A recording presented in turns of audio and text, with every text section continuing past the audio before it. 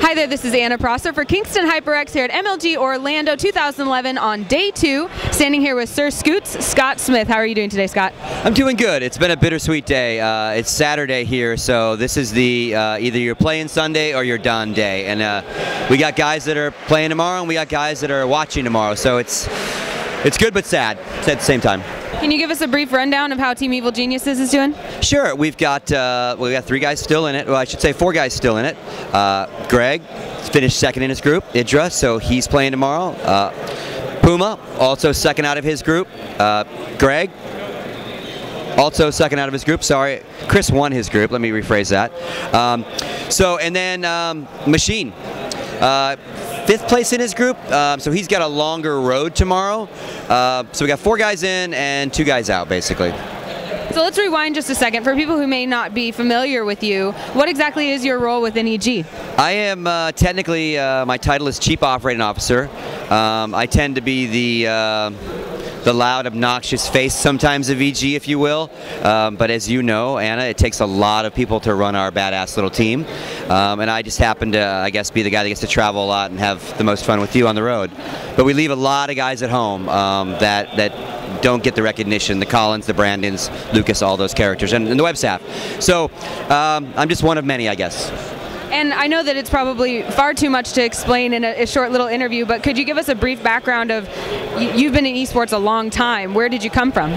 Sure, well, I've been a gamer all my life, so for a guy my age, I'm pushing a little over 45 now. That's Ataris and ColecoVisions and all that, so I've always been a gamer. In 1999, a game named Counter-Strike dropped. And I'm a very team-oriented kind of player when it comes to video games, and I fell madly in love with the game. Joined at that point they were called clans. Joined a clan. We went to a couple events, and I saw that these kids, like, there was a skill gap between those of us that played for fun and those that were really, really good at the game. They had dedicated the hours and the training to it. And I would always say we were like that Tuesday bar softball team. We'd play, we'd have fun, but we had no aspirations to be good. And all around us were these teams that were getting sponsorships. And back then, if you got a video card sponsor or you got a server, you were top dog, right? And now obviously the times have changed. So from that I went and I worked for GotFrag, which was a leading esports website that covered the world of Counter-Strike. That kind of peaked and then obviously valleyed. That led me to actually MLG for about a year and a half, which then led me to Alice Garfield's wonderful team of Evil Geniuses. And here I am.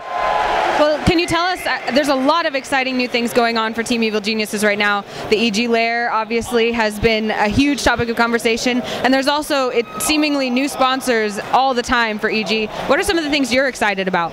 Well, I'm definitely most excited about the lair. I mean, as you know, that was kind of my pet project, and then that became yours and my pet project, and I think we're seeing the results, and I think we're just seeing the tip of that iceberg. To give them a training home, to emulate what Korea does, but in a more westernized model, I think is the future for the rest of the world. And I think we already are leading the charge. You'll see other teams doing that.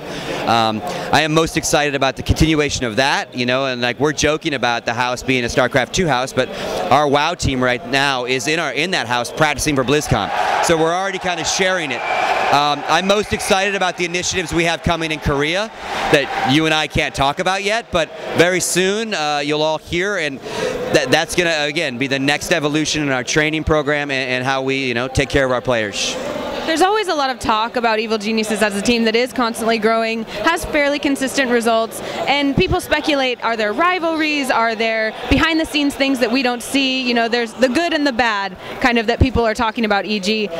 How much truth is there to those kinds of things, maybe starting with the rivalries? I think we have some very healthy, normal sports-related rivalries with the complexities, with the Team Liquids, and in the Counter-Strike world with the SKs, the Fanatics, the Meet Your Makers, the Mouse Sports. I think the public looks into a lot of that and they try to read a lot more into it than really is. We are public rivalries, but behind the scenes, the teams are all talking, we're all cooperating to make this better for all of us. The hate doesn't really exist. Whether it's the Team Liquid guys, because we now have Huck, you know, we talk to those guys every day about stuff. So I think the public, being fans of one team or the other, want to make a much bigger deal out of it for their own, like, hate or love than there really is. So with all that in mind, how important is the performance of the players of Evil Geniuses here at MLG Orlando? Well, I mean, obviously very important. You know, you want to win and you want to train to win every single event. But in the world of StarCraft 2, with the field that attends these kind of events, that's a lofty goal and one that, you know, might not happen for a while. Our sponsors know that you win and you lose. It's how you represent them. It's how you represent yourself and the exposure you get. So you're not going to win them all. I think our players, to their goodness, if you will, put more pressure on themselves than management does or anyone else does, which is what you need. You have to be self-motivated, self-driven. So I feel very bad for Jeff because he's out now, right? But there is no harder worker for EG than Jeff. And I'm going to start crying. Not only to make himself good, but he has taken the captain role oh so seriously in making sure everybody is improving. And that probably at the end of the day impacts his own performance, right? So that's his fine line. We want to win everything. We're poised tomorrow to have a really good Sunday, and you know, we'll see. That's the hardest part of my job. Is I can help do stuff. I can help get sponsors. I can help with interviews, help organize logistics. All I can do at one point is sit and watch, right? And that's where you and I both go, oh God, oh God, oh God, because you can't help them, right? I'd love to win, though. There's no doubt about it. We would love to win. I can relate to you getting pretty emotional over these matches. And actually, just before this interview, someone came up and said, "Hey, are you Idra's dad?" Do you ever at sometimes feel there's more to your relationship with the players than a simple business relationship? Do you get really involved with them? I do, and I think, you know, Alex does too, the main owner of EG, and you know, we have that internal battle sometimes because it is a business, and just like any other business that you have employees or contractors, they will come and go. You know, we've had players that have lived with us for a while, not necessarily this StarCraft team, but Counter-Strikers in different divisions, and they choose for whatever reason to move on to a different team or retire, and it's sad because, you know, my job is, it's a lot of young adults, right? And you want to treat them life skills because they're going to have different jobs, and so if you cross that threshold and you become their buddy, their friend, their mentor, it's all the more joyous when they win and do well, but it's definitely sadder when it's time to say goodbye to them. You know, so if you kept it very businesslike, like maybe like regular sports, sorry, we're not going to re-sign you later. It's too cold, you know, and we're not. And I hope we're never there. I hope I'm never there because I'm not that kind of guy, you know.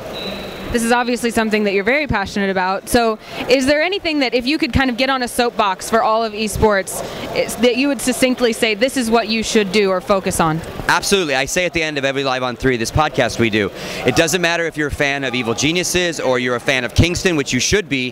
Whatever team, whatever league, whatever player you love, support who supports them. Support their sponsors, tweet them, Facebook them, write them emails. The sponsors are very into what we do. They're very supportive, and they pay attention.